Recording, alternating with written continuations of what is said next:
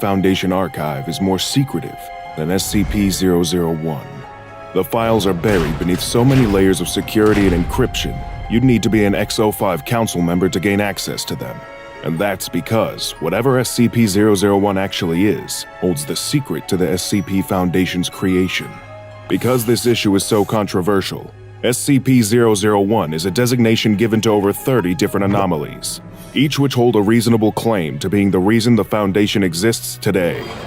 But one proposal among this list is more secretive than the rest. So secretive, in fact, that it was never even officially submitted into the filing system. It exists only as a story told directly by 051, one of the 13 members of the legendary 05 Council. What follows is an approximation of that story. This is Dr. Jack Bright's proposal, also known as the Factory. The Factory was a facility created by a wealthy industrialist named James Anderson in 1835. The building, which soon became known as the Anderson Factory, was a thing of industrial beauty for the time. A mile wide at its longest point, and 3 stories high, accommodating thousands of workers. Anderson himself resided in a special 7-story tower next to the building's gate, so he could oversee the factory's operations at all times. Anderson hoped for his new facility to dominate the American manufacturing industry, producing everything from weapons to food to toys to textiles. It would be the ultimate factory, where workers could live their entire lives on site. They would be born here, work here, live here, and eventually die here, like productive little drones inside an immense hive. The problem, if you couldn't already tell from the living conditions he enforced, was that James Anderson was a sociopathic monster, and he was believed to be a worshiper of Satan, along with several other pagan deities, and he turned the entire factory into a kind of demonic nightmare. Everything was arranged according to occult geometry, and the ground was covered in arcane symbols that could only be seen when blood was running across the ground. And given the horrific things that happened inside the factory, this was often the case. In his private journals, Anderson indicated that he thought of his workers as less than human, and many that died in the manufacturing process had their parts harvested for meat production to feed the others. But since Anderson was very good at keeping all this under wraps, new workers still flocked to his factory in droves. Factory workers were forced into 16-hour workdays by the facility's sadistic security force. They were packed into shared rooms like cattle to sleep in shifts, so that the factory never shut down and the work could always continue. Anyone too injured or weak to work was dragged off and murdered by security out of sight of the others. But the products were popular, and the factory didn't just endure, but thrived, all the way through the Civil War and beyond.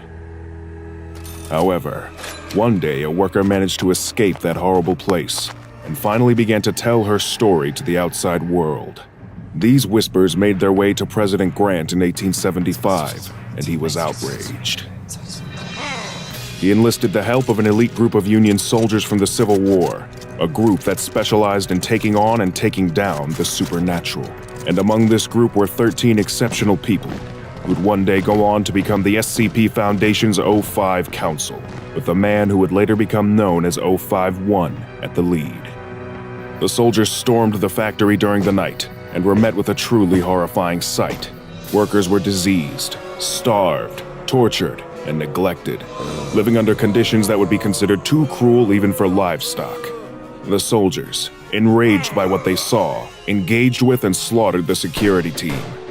Little did they know, their greatest threats were yet to come.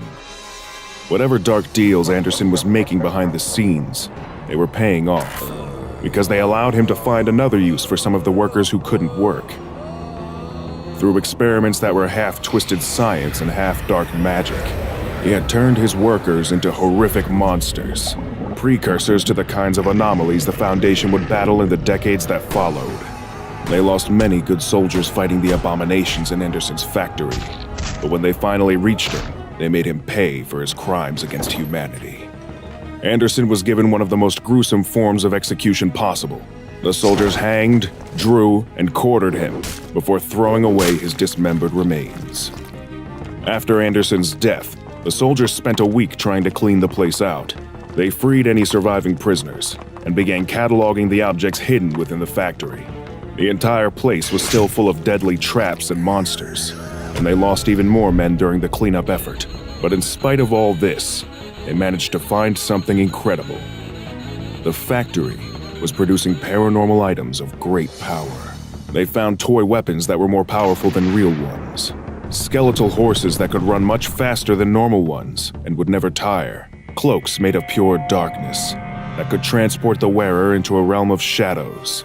The soldiers found they were sitting on a gold mine of tools and weapons like no other, and suddenly, they felt a sense of great duty wash over them. They knew now that there were monsters out there, and only they had the knowledge and tools to fight them. They would utilize the factory that had brought humanity so much pain, and turn it into a tool to defend the human race.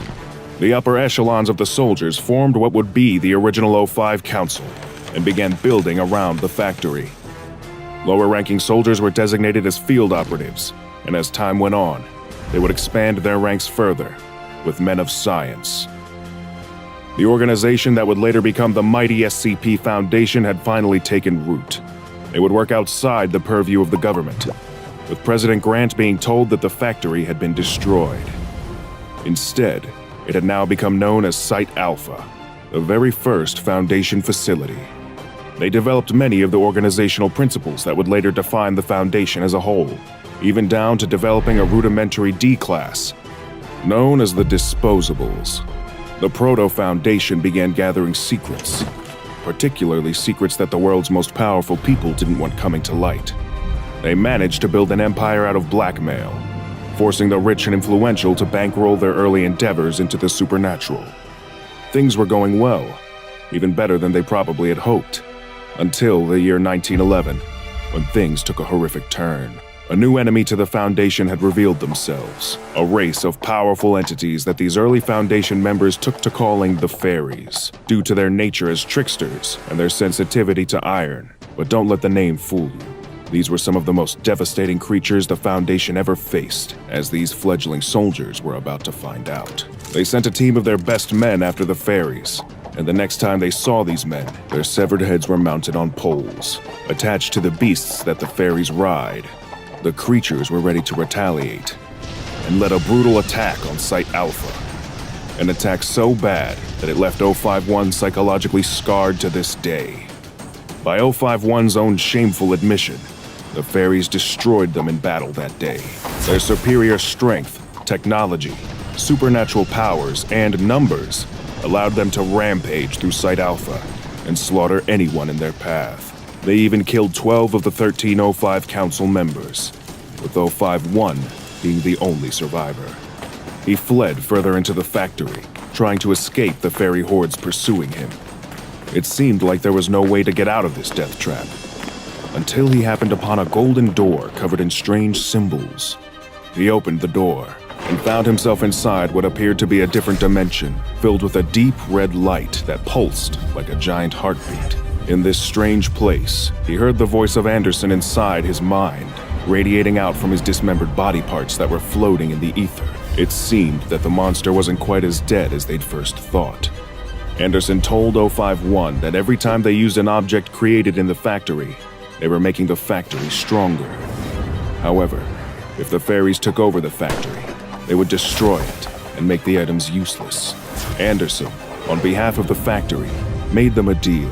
He would undo the deaths of the fallen Foundation members and give them the power to destroy the Fairies, if O51 pledged their allegiance to the factory. Seeing no other choice, O51 took the deal. The slaughter at Site Alpha was undone, and O51 began a campaign of terror against the Fairies as an act of revenge for what happened. They murdered every single Fairy, entirely eliminating the species and wiping out all record of their existence. Even when the other members of the O5 Council tried to talk him out of it, O51 was insistent on leaving none alive. In the following century, the SCP Foundation flourished. It expanded itself worldwide, gaining vastly more personnel and modern technology to assist in its new mission of capturing anomalies rather than massacring them. The Foundation abandoned the factory, though, going back on his deal with Anderson. O51 personally had the place buried under rubble to ensure that it would never be discovered again. But what is buried is not always forgotten.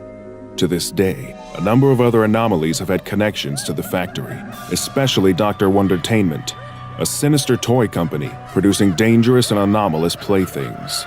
The influence of the factory looms like a shadow over the Foundation's activities, and as always, every time one of its objects is used, it gets stronger. Will it remain buried under that rubble forever? Even 051 doesn't seem to think so. That factory is a place of pure dark energy, beyond human understanding. But one thing about it is easy to comprehend. It isn't happy that the Foundation and the O5 Council broke their deal with it, and perhaps someday soon, it'll come back and collect what it's owed.